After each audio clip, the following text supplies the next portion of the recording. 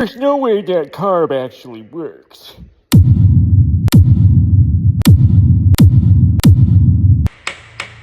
Oh, it works all right.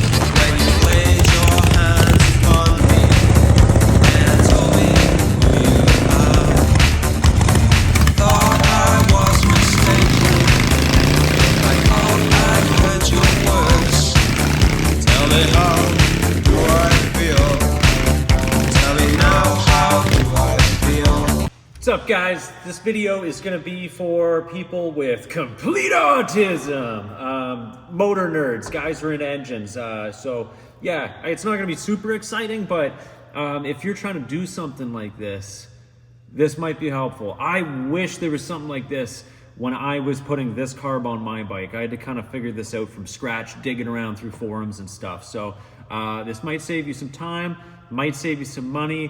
And you might end up with a cool looking carb that actually runs good. So if you're into it, stay tuned, baby. Okay, here we have our Dellorto dual throat carburetor. There's a couple distinctions that need to be made right out of the gate.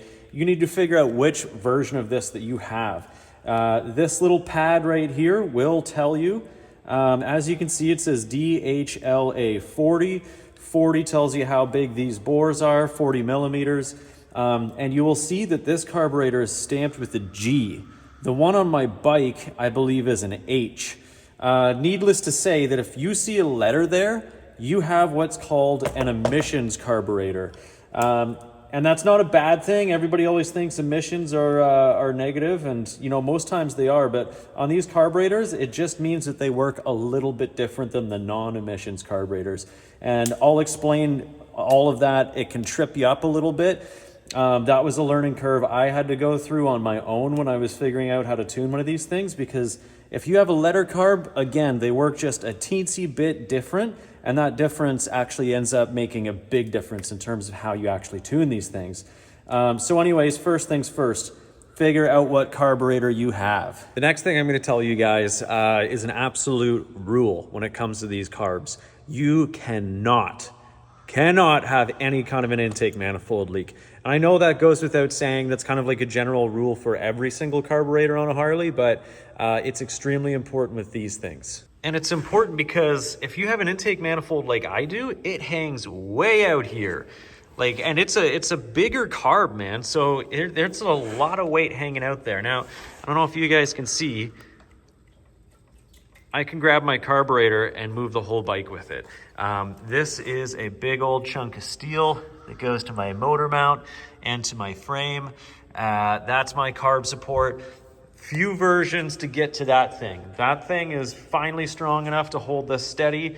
So make sure that if you're running one of these things, you build a goddamn good carburetor support, because you're gonna need it, man.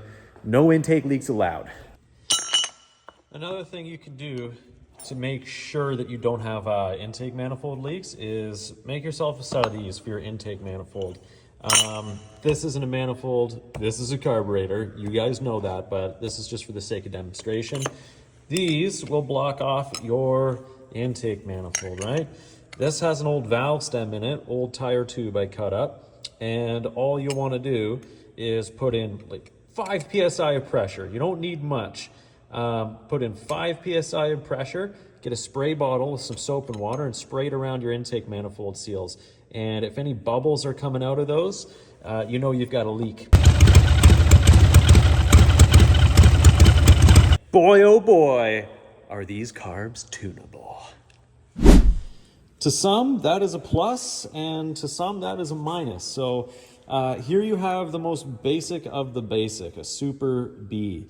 I actually love these things. It's essentially a longer Super E without an accelerator pump. It's about as simple as a carburetor can get.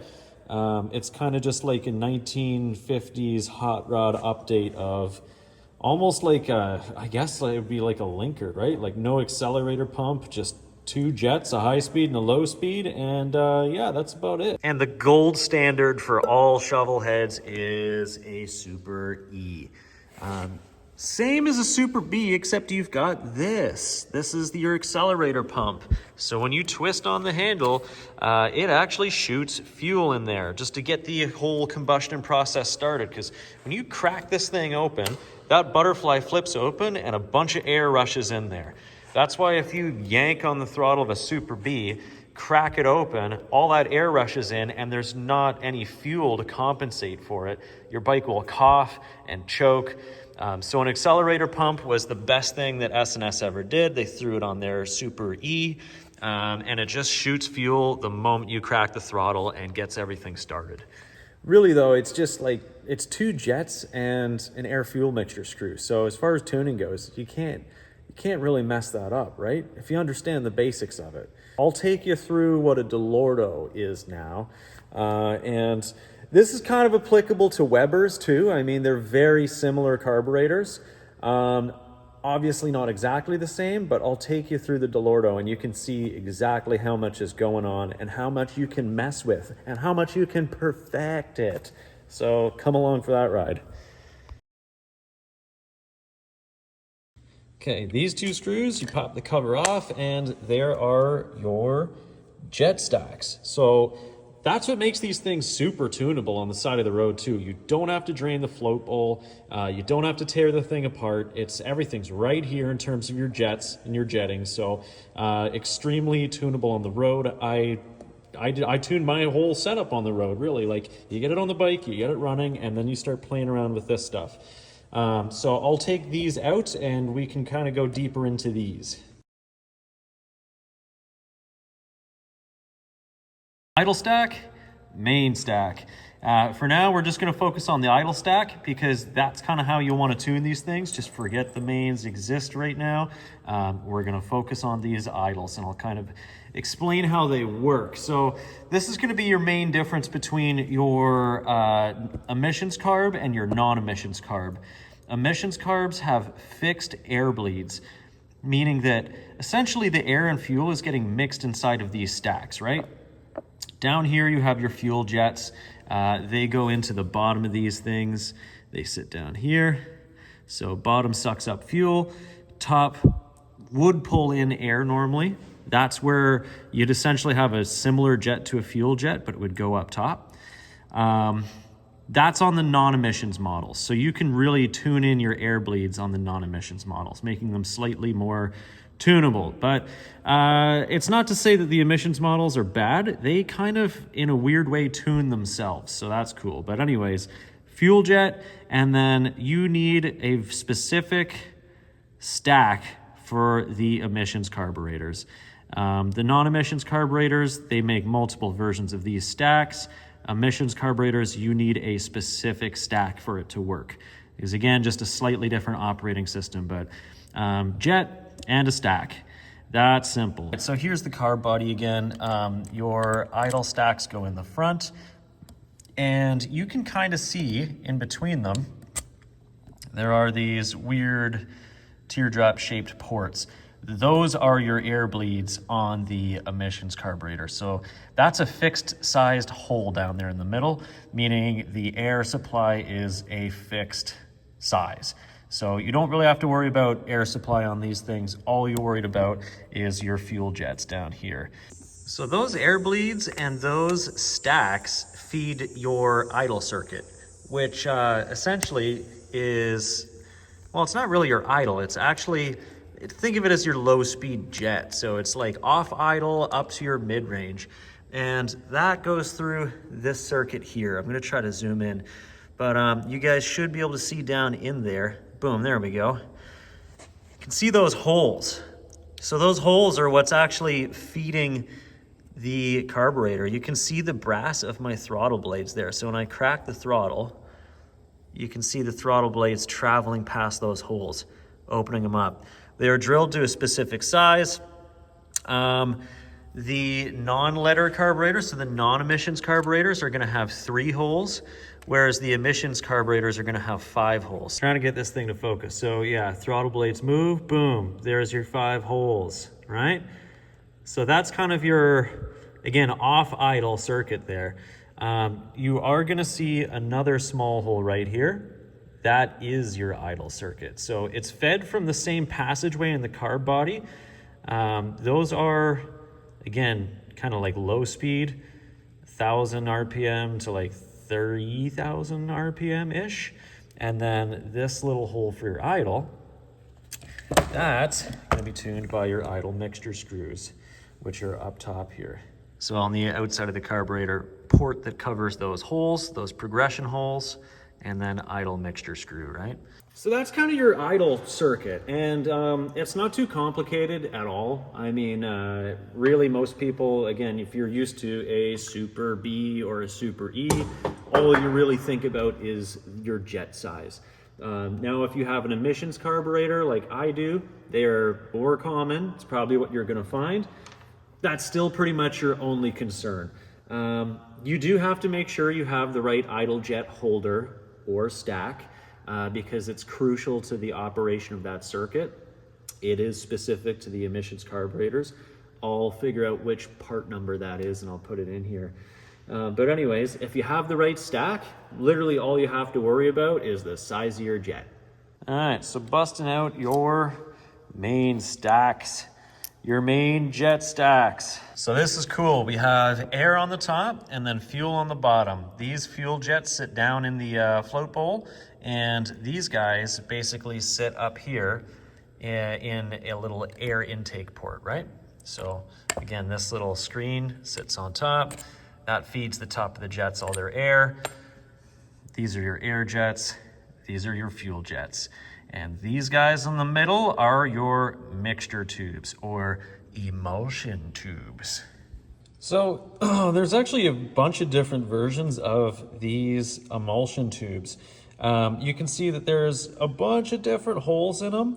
And that determines typically how rich or how lean this frothy mixture is, because kind of how this works is, again, air comes in through the top and fuel comes in through the bottom, and it actually mixes in these tubes and turns into kind of like a frothy mixture that then shoots through the carb body and then, you know, into your intake manifold and everything. But this is where the froth happens, or the emulsion, hence why they're called emulsion tubes. More holes, more fuel, frothy air fuel mixture, so more rich. So yeah, you can get a bunch of different versions of these.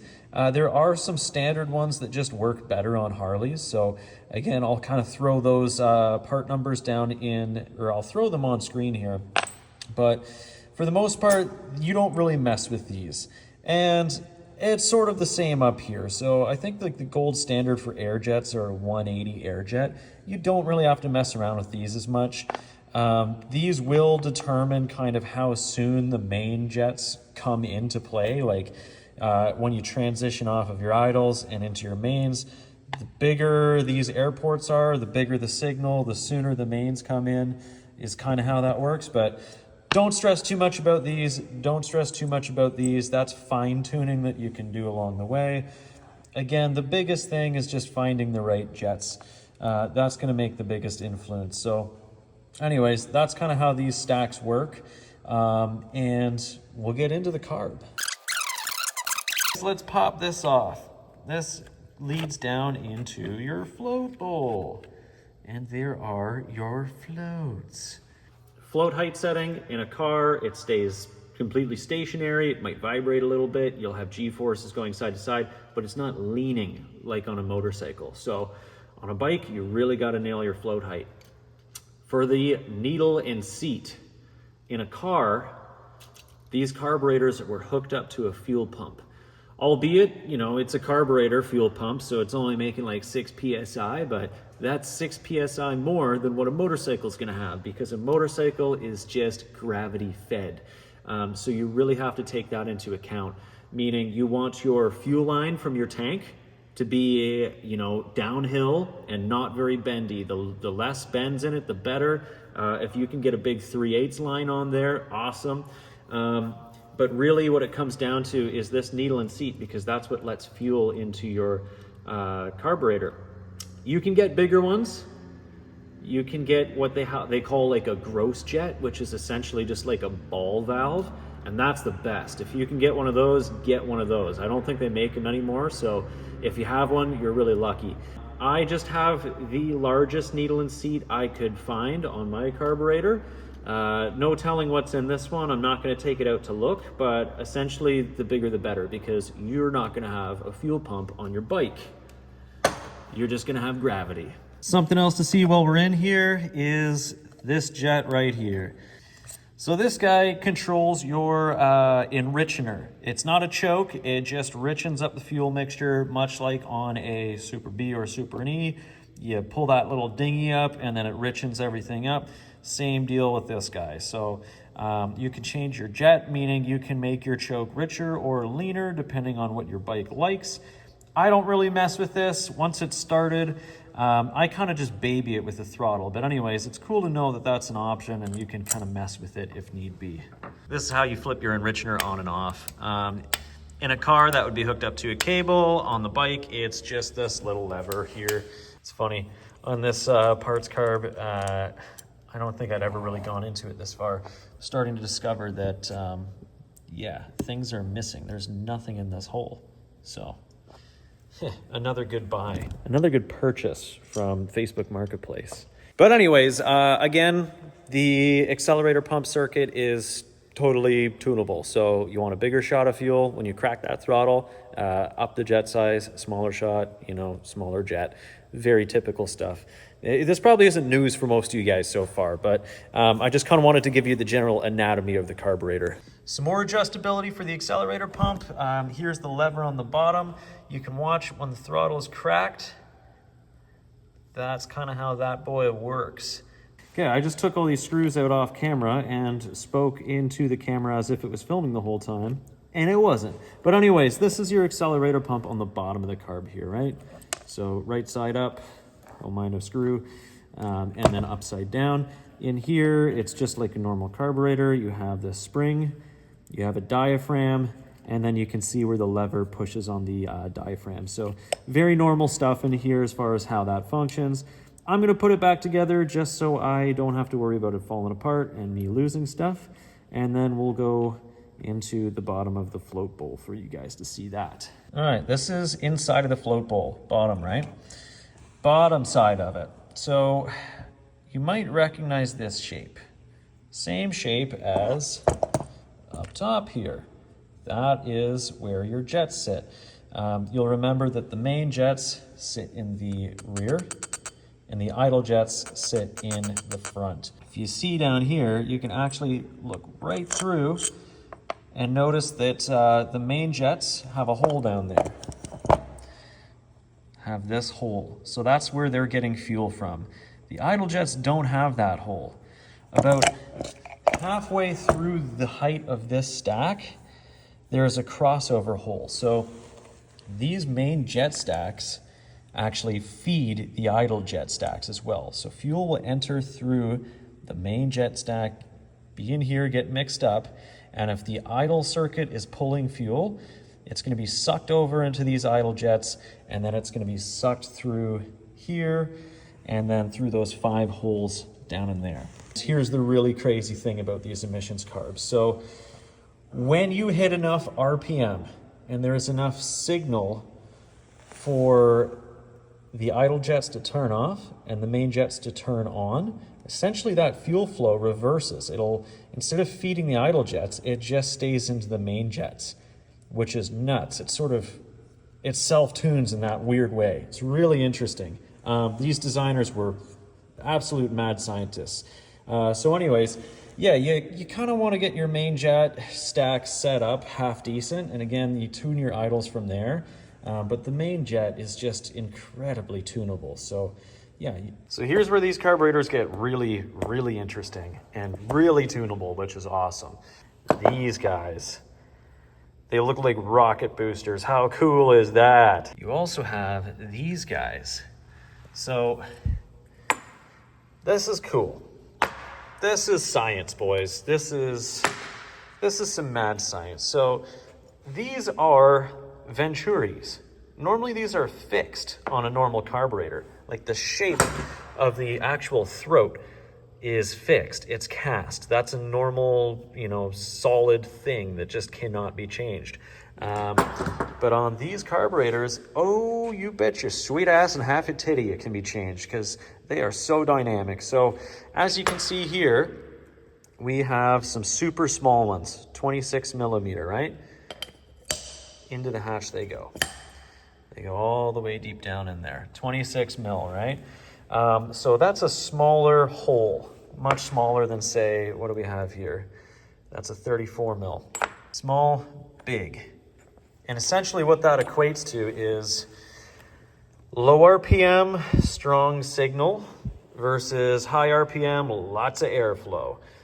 So you're kind of striking a balance, right? Like if your bike really runs kind of shitty down low, you probably have too big of Venturis. And that's pretty common on these things, because everybody thinks that, you know, like they go big for race car, because like bigger is typically geared towards high RPM performance stuff. But for streetability, you kind of want to keep it on the smaller side. 26 is pretty extreme. I just ended up buying these because I was curious as to how they perform. These are 28s. They do okay. I think I have 30s in my bike right now. So 30 is probably more performance oriented, but 28s are great for the street. You kind of get the idea.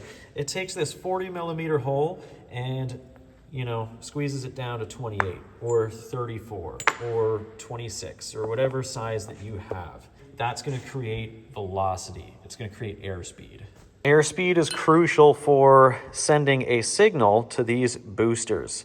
So this is what your main jet feeds. Your main jet is going to feed through this hole. That leads down that passageway and out that little jet face, right? So anyways, these are interchangeable too. There's like 3 different versions of these things. Again, there's some standard stuff that just seems to work good on Harleys. And I'll put those numbers into this video.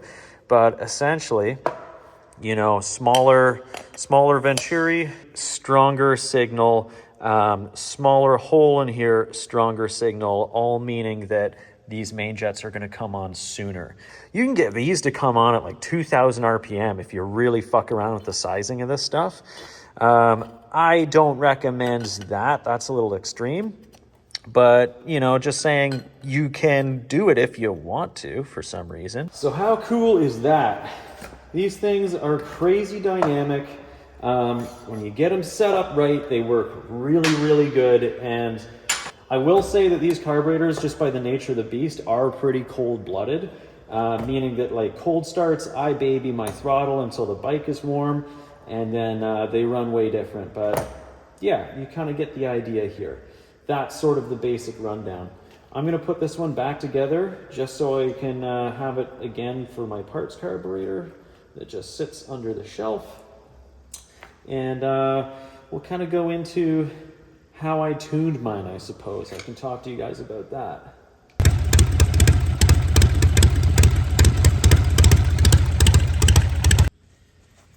Okay, I'm gonna give you guys my jetting. It's a 74-inch motor. Yeah, Andrew's AB cam, and somewhere between 10-to-1 and 11-to-1 compression. And yeah, so this carburetor, again, is an emissions carburetor. So DLHA40, mine's an H. I'll give you the absolutely crucial information that you need to run an emissions carburetor, and that is in regard to your idle stack. So if you remember back to the first part of the video when I was explaining, these idle stacks are specific to the emissions carburetors. There is no spot for an air jet on the top. It's got fixed air bleeds in the body of the carburetor, and there's no fucking number on this one, so give me a minute. It's cool when you pull these stacks out. They are wet halfway down because they're sitting down in that float bowl. These air holes are exposed, and these holes are all just kind of soaking in fuel as this jet lets it in there. So that's pretty neat. But anyways, for my idle jets, my low-speed jets, I am currently running 62s in here. Now, I can probably step that down a touch, but I leave them just a little bit fat to get this thing putting around the street okay. The cool thing is you have two to play with, and you'll notice that the intake manifold is a 2-into-1. So they do feed a common plenum here. A little less than ideal for like optimum performance, but it does mean you can cheat your jets a little bit. So let's say, you know, I've got two 62s in here, and I want to lean this thing out a bit. I can run 162 and 160, and essentially that just leans it out a touch as opposed to going 60-60. Which would lean it out a little bit more. And it doesn't matter because it feeds a common plenum. So it's not like one cylinder is getting fed differently than the other. Both these jets feed a common plenum, and then that plenum feeds both these cylinders. So you can kind of cheat your jetting a little bit that way, which is really cool. But yeah, for me, my setup, I'm running 62 idle jets, maybe a little bit fat, but again, helps it put around the street. For main stacks, I have... What do I have here? I have 190 air bleeds, which I believe the standard is 180. So that might be a little bit more air than normal. This is just kind of what I found works for me. The number on the actual emulsion tube is 7772.8. And I think these are a little bit on the richer side as well. And then for main jets, these are 135s, and they should both be 135s. Yeah, I believe I'm running identical on these guys too. So that's my setup for my bike. And again, your bike's probably going to be different. Every single bike is different. You could actually have two engines that are identical in terms of their parts, but if one was built 10 years ago, it's going to run different than the one that was built yesterday, because these things change over time. Your carb tune might change semi-seasonally. I find that I don't really have to worry about that. This carb is a little cold-blooded, so like, you know, it'll start up fine on a cold start. You just have to baby the throttle. And then once it's hot, it's ready to rip, man. It loves being hot. So anyways, that's my jetting. Okay, we're gonna go a little deeper here just so I can get you guys all the info on my setup. And again, I can't stress it enough that like my setup is completely unique to my bike. This is an emissions carburetor on my bike, so some of the things might translate if you have an emissions carburetor. I find a lot of the stuff that I was seeing online was in regard to non-emissions carburetors, so don't let that stuff fool you if you have an emissions carburetor. Okay, big air filter is off. I run an air filter on the street because I'm trying to take care of my motor. But if I'm at a show, I will just run these velocity stacks because they look cool as shit. But yeah, I run them underneath the air cleaner too, because these things actually do help performance. They kind of organize the air going into the actual throat of the carburetor. So don't underestimate them. They're not just for style. These actually do kind of, again, make the air travel into the carburetor in a little bit more linear fashion. And it just helps smooth everything out. Here's the weird part. Being that these carburetors are European, these studs down here are actually fucking metric, man. So it's weird. I travel with one shitty 10mm wrench, and that's why. Just because European engineering. Dellorto is an Italian company. This design is kind of based off of the Weber design. I don't know where Weber's from. I can't remember. I think they're English or some shit. I don't know. Doesn't really matter. All I know is that some of these little nuts are metric, which is annoying, but it is what it is, right? So something else to take note of as I pull this setup off is this hole right here is your float bowl vent hole. So that's actually that's air to your float bowl, just to kind of keep everything at atmospheric pressure. Okay, going a little deeper. To get all these things out, there's actually a lock nut here that you simply crack. There we go. Should be able to back this screw out. And then this stuff, as long as it's not too gummed up with fuel, these are wet because I was riding today, should slide out. So yeah, the emissions carburetors run a 7848.3. Now, I know that these 7848 tubes came in 3 varieties. I believe there's a 0.3, a 0.2, and a 0.1. I know the 0.3 is for the emissions carburetor. So it refers to the size of this hole, refers to the size of the signal that's being put on the main jets. And then in here, these should be 30s. Yeah, I can see it here. I've got 30 written on it. So yeah, 30s. So yeah, that's my basic setup for these things. This one runs awesome. It took me a good while to get it here though, a little bit of fucking around. And if I can offer anybody some words of advice when it comes to tuning these things, because they're so complex, it's probably gonna be pretty easy for you to trip yourself out. So just make sure that everything else about your setup is 100% dialed before you go down this road. And I mean everything. The big thing that fucked me up was timing. For a long time, my timing was out of whack. I don't know if the timing mark on my crank is just drilled in the wrong place or what, but I found out that this bike loves advance. So I had to advance it a ton. And then I put on just a normal carburetor. Get your setup dialed with a Super E or an original key-in carb or something like that. Get your setup figured out, make sure the bike runs good, make sure your motor's happy, get everything figured out, and then you can kind of start tuning on this setup, right? Don't make it more complicated than it needs to be for yourself. So anyways, once you decide to commit here, build yourself one hell of a carb brace. Make sure that this thing isn't going to be flopping around. Absolutely make sure that your intake manifold is 100% sealed up, and then you're kind of off to the races. Big thing is going to be figuring out what carb you have. If you have an emissions carburetor or if you have a pre-emissions carburetor, a letter carb or a non-letter carb. Because again, they're different and they're set up different. The non-letter carbs, there is more tunability built into them, but that means, again, more complexity. I'd recommend starting with the idle stack. Get your standard kind of middle of the road everything in there, and then start tuning your idle stack. Big thing that you're gonna figure out when messing around with this thing is that the carb is going to talk to you.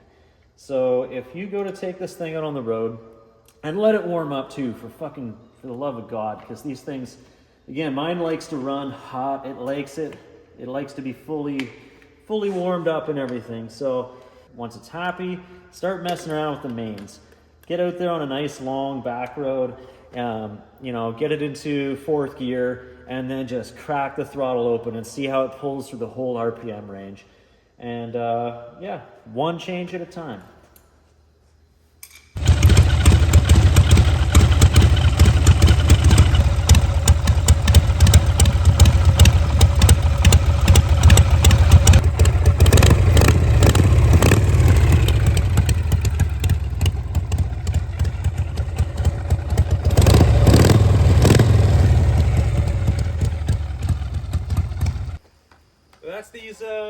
That's these carburetors in a nutshell.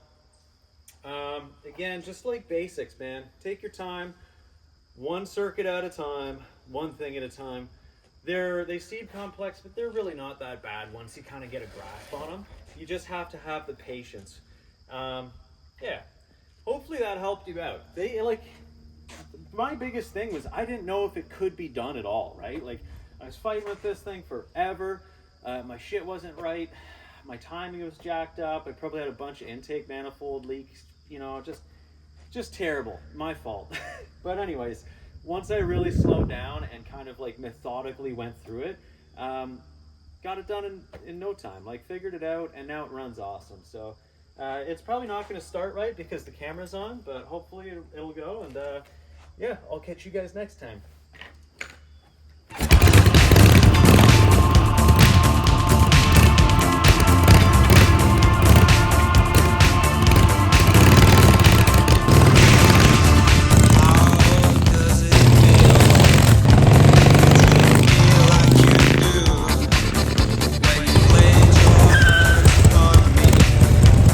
do, what the hell is up with this fucking piece of shit?